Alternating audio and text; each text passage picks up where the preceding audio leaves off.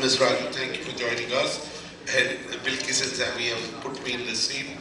I would like to start by asking you, you've been here for a while, you were listening to the last panel. What has changed in the last 12 months in the space of L&D? Have the L&D budgets gone up? You're smiling. You're smiling. No, to be honest, yes, I definitely see an increasing trend when it comes to the spend on L&D. Having a seat at the table is something that multiple speakers spoke about. And I would like to quote... Excuse me, can I request you to sit? There will be time for networking. Can I request all of you to sit? Thank you. So this was in an event like this in the pre-COVID days, sometime in 2019, I guess. I was in a panel wherein a CEO of an organization was also on the panel. So what he said was very, very interesting. He said, the seat at the table is definitely there for you. We want you to claim it. And that statement is even more true today. The rate at which skill disruption is happening, I think leaders are wanting learning to happen at a much faster pace. With that, the question that you asked, they know it definitely cannot happen without budgets. While the push is also about how can we do it faster, how can we do it with internal resources, how can we do it with lesser budgets in a more efficient manner is also an ask which is coming. But yes, the need for learning, the focus on learning has definitely gone up. Definitely gone up because I think there is an emphasis on skills. There is also an emphasis on competency, but there is also a renewed focus on what we call traditionally soft skills. The more technology grows, the more, I said it in the morning, the value of human touch grows. So where are the L&D budgets going? Give us a sense. Of course, it varies from sector to sector. It varies from where is the company in its life cycle, but give us a sense of some of the trends in terms of where the money is being deployed with respect to L&D. Sure. One of the shifts I also see, what I hear leaders speak is also about, I think that the divide, the line between soft and hard skills is slowly, it's merging. Because at the end of the day, when the functional skills are like the what of the work, soft skills are the heart of it.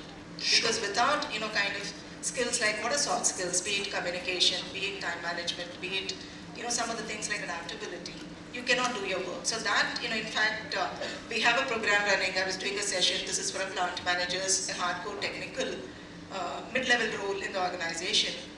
It's a longish program that they're going through wherein it's both are merged. There is something around executive presence that we are doing along with the rest of the hard skills, functional skills that they're doing. So that divide, that line between soft and hard skills are going away. But if I have to talk about where is the focus, where is the money going, it's definitely towards, it's not digital savviness anymore. I think we've crossed that line. How can you actually deploy that in your work? So it's about, be it for productivity enhancement, be it for, larger organization goals, how do you deploy it? So making people talent future ready is also an area that we are looking at. So there's a lot of focus and spend around that is what I would say. Sure. Now, do you like Trump or you don't like Trump? I think I'll keep that a secret. I will not reveal it here. The reason I ask is, Trump said last year when he was sworn in and there was this accident, there was an accident in New York, one of the small planes crashed, and he said diversity and inclusion it doesn't matter, all this is humbug. He's famously said in his first term that climate change doesn't exist. Clearly, he knows more than us. But the reason I asked what are your views on, because as part of your responsibility, you're also responsible for D&I in your organization. How do you make sure that the D&I objectives are met through learning and development? It's about, end of the day, when you look at DI, it's not about diversity, it's about inclusion that needs to come alive. Sure. Because inclusion from its multiple facets, multiple aspects, unless and until inclusion comes alive. And it's not just about, it's definitely about gender, it's about people with disabilities, but one of the biggest diversities that we have in any organization, especially traditional manufacturing sector, is the generational diversity that we talk about. In my organization, we have easily 4 generations, and there are fewer numbers of 5th generation also existing there. Can each one of them work there with a sense of belonging? Can each one of them feel as much a part of the organization as everyone else? So with that, kind of when you look at learning, it's a lot about sensitizing people to that. I'm happy that the conversation is shifting. From a couple of years ago, people, people belonging to my generation looking at youngsters and saying, oh, they're not okay. They don't work as hard as we did. Something is wrong with them. From there, the conversation is shifting, wherein they're seeking support. They're like, we don't know how to work with them. Can you help us with that? So it's about, kind of building not just mindset, but also skills around how do we make inclusion work. It's something wherein learning agenda has a huge role to play. Now, skills are changing fast. The need of various skills in the same sector is changing fast and faster than ever. And we've always talked of mindsets really determining success, or in older time you'd say attitude determines the altitude. So is mindset now more valuable than the skill set?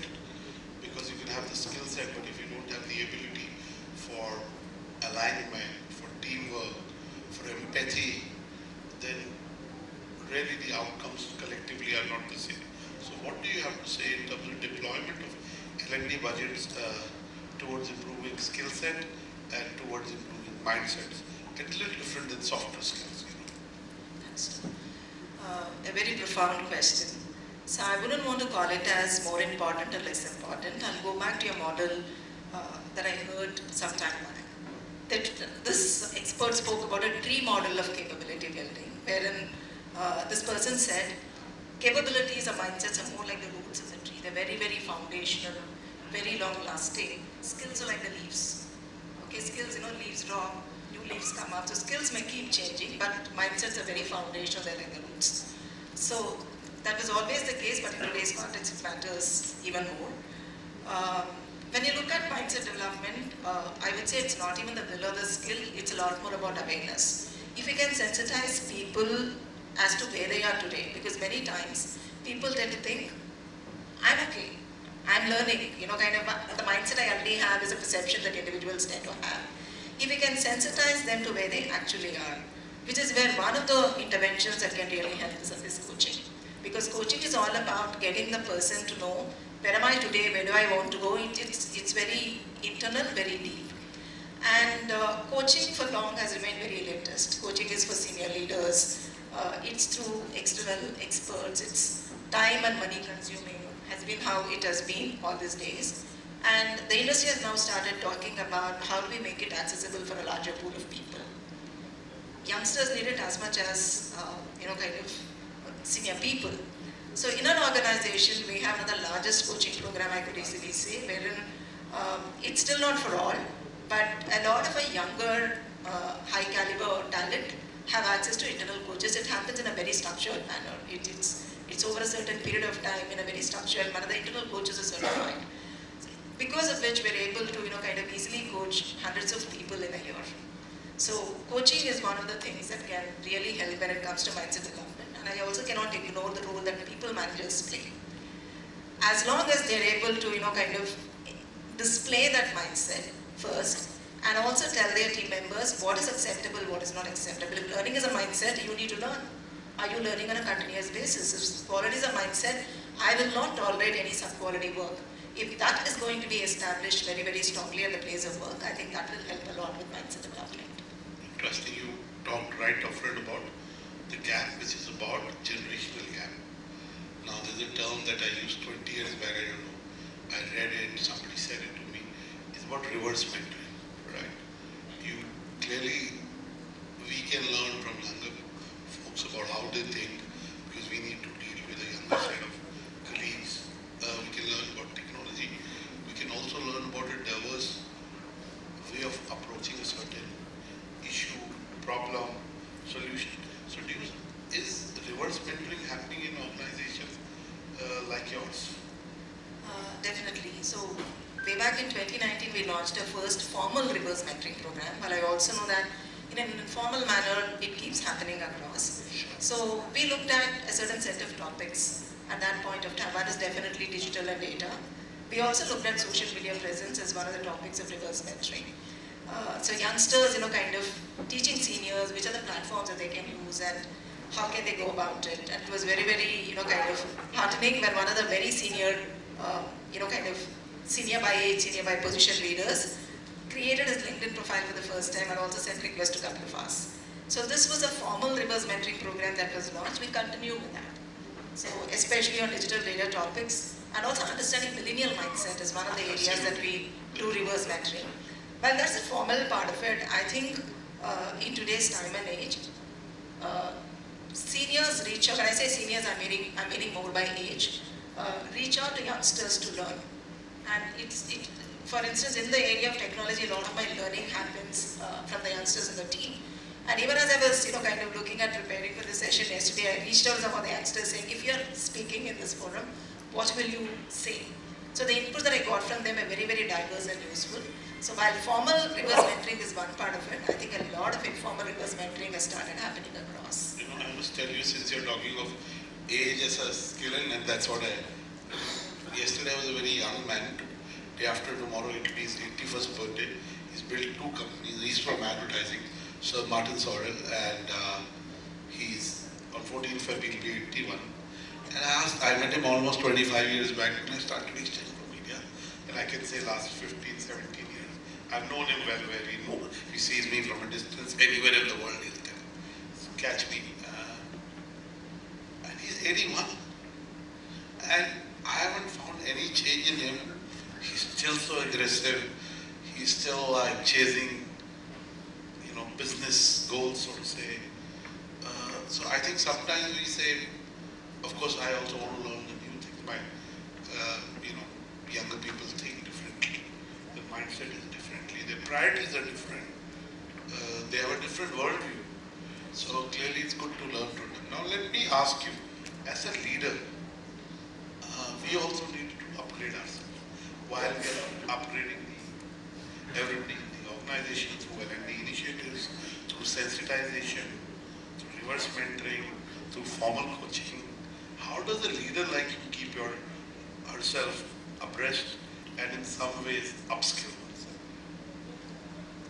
Let me first begin by complimenting, the set of people sitting here. This definitely reflects the learning agility of the HR and the learning team, spending a whole day investing in your learning. This is also something that I do, because nothing like listening to peers, listening to experts. And we all have a different learning styles as well. In fact, one of the speakers earlier did talk about different learning styles, and I'm somebody who learns a lot by reading, which I do. Okay. While the world is moving towards small nuggets, bite-sized and all of that, I continue reading a lot more by networking.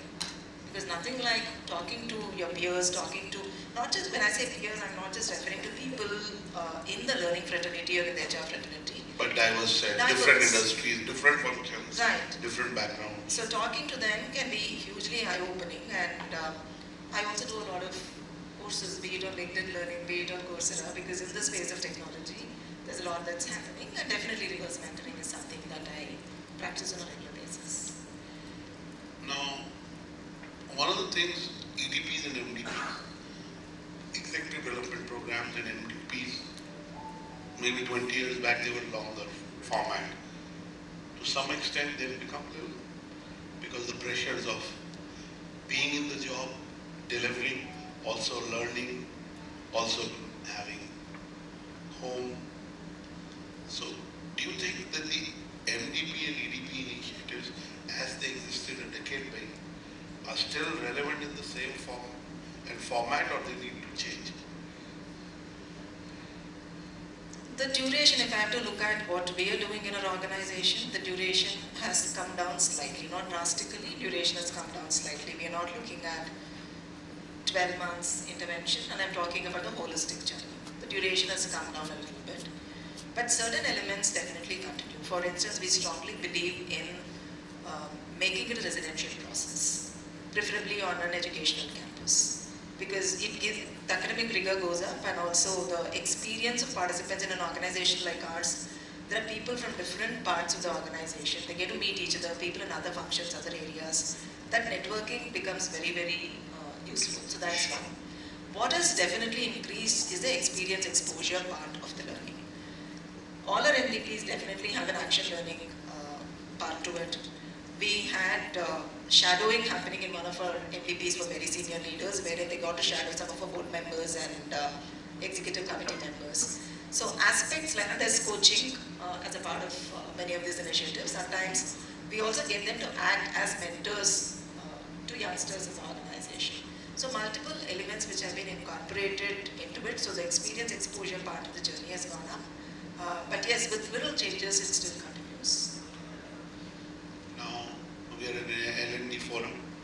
Give us some peek into the future over the next 12 to 18 months. What are some of the things that you already see, green shoots in terms of changes or a shift in L&D priorities? Build on those. Give us a peek into the future in the context of L&D. A lot of things is going to change, while I also strongly believe, and it will continue. Some, for instance, classroom sessions are not going to go away 100%, but they will reduce a bit. Okay, for all right reasons, because if technology can equip somebody with skills needed at a faster pace, why should they wait to get in the classroom to do that? But classrooms will continue. A big shift that I also see happening is in the space of content creation, instructional designing, wherein technology can help you a lot. One of the speakers did talk about it. If it used to take months to develop a certain content, that can be done much, much faster today. And much lesser cost. Much lesser cost, much faster. You can do it internally. So content development is one space wherein I see a lot of disruption happening. And while, kind of the value of instructor-led training will always be there, because it's not just information which helps in building capabilities, it's the insights, the experience, the networking that happens during the session which also helps. Having said that, the scope of technology, especially towards learning and especially reinforcing learning, is going to be very, very high. We're in the process of introducing an AI chatbot, AI bot for coaching. So we're going to be using it, especially in the immediate scenario is going to be around the performance cycle is beginning, performance conversations will happen. So managers get an opportunity to, kind of simulate a performance conversation of different scenarios with the AI coach before they do it. If my team member is a very difficult, I have to have a very crucial conversation, difficult conversation, how do I do it? So those kind of technology improvements are going to come. So I think it's important, we are aware of it and we start we need to stay ahead of the curve with respect to that. Also, you can't talk of L&D without talking of leadership styles. Traditionally, soft skills, at least in some certain kind of cultures, are seen as not so helpful. Okay, let me say that. Whereas the number one quality for leadership or even learning is empathy, is compassion. They are like twins, so to say. Through L&D, can you enhance empathy and compassion in leaders? Is it possible? We can sensitize people to it, because when it comes to compassion, yes, there is a skill part to it, but there is also a mindset attitude part to it. And I think compassion is one of those highly misunderstood concepts. Okay, we tend to think of it as very, very soft and touchy. But I'm reading this book called Karuna by the Nobel laureate Kailash Satyarthi. When it beautifully says compassion is not soft, it's not a soft feeling, but it can be a major force for transformation. So one example, while there are multiple examples, be it in our epics or be it in the current context, one that I would like to talk about is from outside the country. When the Christchurch shooting happened in 2019, Jacinda Ardern was the Prime Minister there. And calamity like that can move anyone to tears. She also shed tears, which is a lot of sympathy. She could have stopped with announcing some relief for the victims and their families. She went many steps beyond, and one of the fastest implemented laws in less than a month, a law was implemented in New Zealand banning possession of any weapon. Now that's compassionate leadership, because compassion is about, you don't just look at the individual or the situation, but what is going to be its impact beyond. So that way I would say compassion is a much needed skill for everyone as they are dealing, because every leader is working with people. Okay? So it's about getting people to understand compassion or emotional intelligence or empathy in its true sense, and get them to kind of master that. L&D is a function of the people function or the HR function, which is a function of business and enterprise objectives. What is that one thing you would like to see in the L&D department change, or in the L&D approach change, that could really do wonders for the function itself and for the organization? I think many speakers earlier touched upon it. It's about, we have it in us, but we need to really position ourselves as a business function. Okay, I've been hearing, I started, for 25 years I've been hearing, HR needs to have a seat at the table. HR has to be a strategic function. I used to have Professor Dr. Preetham Singh at India, and he used to talk about this. I think in '94 I first heard him talking this to me. So this conversation has been on for a long time. So as I started, the seat at the table is already there. It's about claiming it, because we ourselves tend to position ourselves as a little too soft. Okay, so it's about being business focused and claiming the seat at the table. Yeah, so business focused, and I heard throughout the day about outcomes. Outcomes, L&D needs to lead to outcomes, and that's the ROI. I want to close by a rapid fire. What's harder to unlearn, ego or expertise? I think the answer is clear. It's ego that comes in the way of unlearning expertise as well. Sure. One side, a leader is emotionally intelligent without saying it. The person listens. Beautiful. What scares leaders more today, AI or honest feedback? I think it has always been and will always be feedback. Okay. Right. The mindset every high performer must drop to stay relevant.